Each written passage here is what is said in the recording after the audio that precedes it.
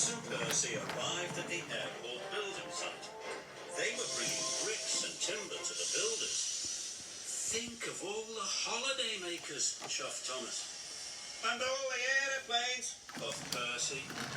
But then Harry and Bert arrived. Stinky Steamy's in the way again, mumbled Harry. Why do we have to work near them? Grumbled Bert. This made Thomas and Percy cross. They didn't want to work near the Diesels either. The Diesels were oily, and they were very different to the Steamies.